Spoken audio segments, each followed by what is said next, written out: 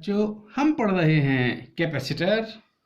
तो अब हम एक न्यूमेरिकल क्वेश्चन सॉल्व करेंगे जिसमें कि आपके 5 कैपेसिटर अरेंज्ड हैं और हमें पॉइंट ए और पॉइंट बी के बीच में इक्विवेलेंट कैपेसिटेंस फाइंड आउट करना है।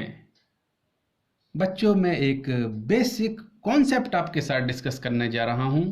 बच्चों, ये पैरेलल प्लेट कैपेसिटर की दो प्लेट ए और बी हैं और अगर ये दोनों ही प्लेट सेम पोटेंशियल पर हैं तो बिटवीन दीज टू प्लेट्स क्या स्थिति होगी, यानी क्या होगा, ये हमें सोचना है।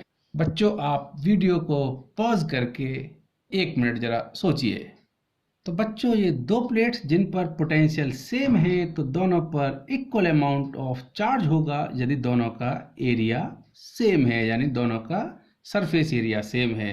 और जब हम दोनों प्लेट्स को पास पास लेकर आएंगे तो ये पॉजिटिव चार्ज एक दूसरे को रिपेल करेंगे और ये प्लेट कंडक्टिंग प्लेट्स हैं और जो इनर सरफेस का चार्ज है वो आउटर सरफेस पर चला जाएगा। और अगर हम between these two plates electric field की बात करें तो पॉजिटिव चार्ज की लेयर जो आउटसाइड में है उसकी वजह से इस ए पॉइंट पर इलेक्ट्रिक फील्ड आउटवर्ड डायरेक्शन में होगा, यानी अवे फ्रॉम दिस चार्ज होगा।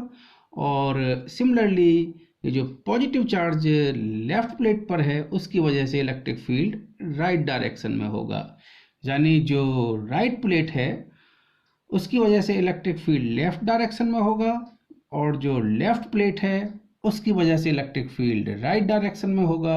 और बच्चों, अगर चार्ज डेंसिटी दोनों प्लेट की सेम है तो इनसाइड इलेक्ट्रिक फील्ड, यानी ये जो इलेक्ट्रिक फील्ड है जो राइट प्लेट की वजह से इलेक्ट्रिक फील्ड है और जो लेफ्ट प्लेट की वजह से इलेक्ट्रिक फील्ड है, दोनों इलेक्ट्रिक फील्ड एक दूसरे को कैंसिल आउट करेंगे, यानी दोनों का मैग्नीट्यूड तो सेम है लेकिन डायरेक्शन अलग अलग है तो दोनों एक दूसरे को कैंसिल आउट करेंगे। हम बोल सकते हैं इन दोनों प्लेट्स के बीच में कोई भी इलेक्ट्रिक फील्ड नहीं होगा। और जब इन दोनों प्लेट्स के बीच में कोई इलेक्ट्रिक फील्ड नहीं है तब इन दोनों प्लेट्स के बीच में कोई भी इलेक्ट्रिकल एनर्जी नहीं होगी।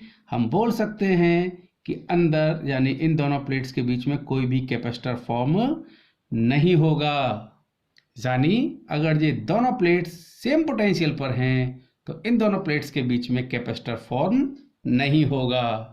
तो बच्चों, मैंने आपसे एक चीज़ डिस्कस की थी कि अगर किसी बैटरी से ये 3 कैपेसिटर जुड़े हुए हैं, यानी बैटरी के टर्मिनल का पोटेंशियल डिफरेंस V है, तो इसके along potential drop V1, second capacitor के अलोंग पोटेंशियल डिफरेंस V2 और थर्ड कैपेसिटर के अलोंग पोटेंशियल डिफरेंस V3 होगा।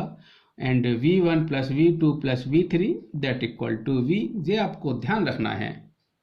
अब बच्चों, इस सर्किट की तरफ चलते हैं जहां पर 5 कैपेसिटर्स अरेंज्ड हैं और हर एक की कैपेसिटेंस C है। कंसीडर किया कि ये पॉइंट D है और ये पॉइंट आपका E है। तो मैं इस अरेंजमेंट को कुछ इस तरह से अरेंज कर सकता हूँ। लेट इट इज और पॉइंट C, इट इज और पॉइंट E और इन दोनों पॉइंट्स के बीच में ये कैपेसिटर जिसकी कैपेसिटेंस C है ये लगाओ।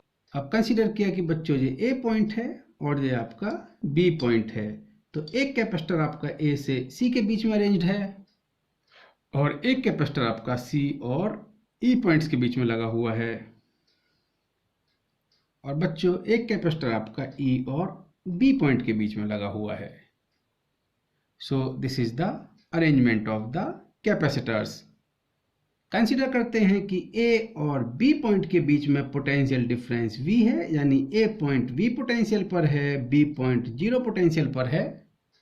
और बच्चों, ये दोनों कैपेसिटर आपके आइडेंटिकल हैं, तो जैसे मैंने बताया था कि आपका पोटेंशियल ड्रॉप हो रहा होगा, तो मैंने माना कि यहाँ पर पोटेंशियल ड्रॉप X है इस कैपेसिटर पर और इस कैपेसिटर के भी अलोंग जो पोटेंशियल ड्रॉप हुआ है वो X है।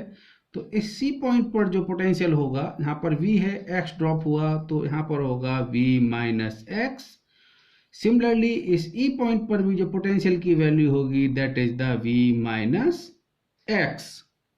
अब बच्चों, जो कैपेसिटर आपका C E ब्रांच में लगा है इसके अलोंग पोटेंशियल डिफरेंस सेम है, यानी जहां पर सी पॉइंट पर भी पोटेंशियल की वैल्यू V माइनस एक्स है और ई पॉइंट पर भी पोटेंशियल की वैल्यू V माइनस एक्स है, तो यानी इस कैपेसिटर की दोनों प्लेट्स के अलोंग सेम पोटेंशियल है, तो ये कैपेसिटर फॉर्म होगा ही नहीं।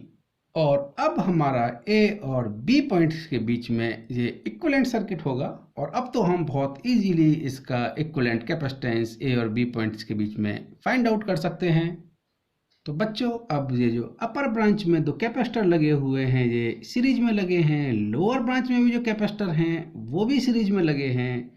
तो मैंने माना कि इन दोनों कैपेसिटर की कैपेसिटेंस C1 है, और जो नीचे जो दो कैपेसिटर लगे हैं इनकी कैपेसिटेंस C2 है।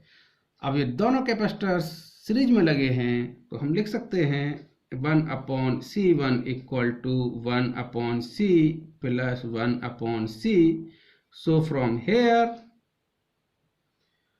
1/C1 that equal to 2/C.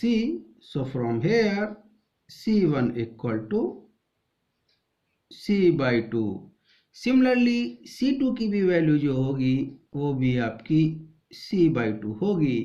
और अब यानी ये C1 कैपेसिटर और C2 कैपेसिटर जो इन दोनों के इक्विवेलेंट कैपेसिटेंस हैं, यानी C1 इन दोनों कैपेसिटर्स की इक्विवेलेंट कैपेसिटर कंसीडर किया है मैंने। सिमिलरली C2, अब ये C1 और C2 अब पैरेलल में जुड़े हैं A और B पॉइंट के बीच में, तो equivalent capacitance that equal to C1 plus C2, so that equal to C/2 plus C/2, that is the C. So this is your answer. हम इस प्रॉब्लम को मल्टीपल वेज से कर सकते हैं, लेकिन अभी मैंने आपको ये सिंपलेस्ट वे बताया है। फर्दर हम आगे इसके और बहुत सारे तरीके से सॉल्यूशन आपको बताएंगे।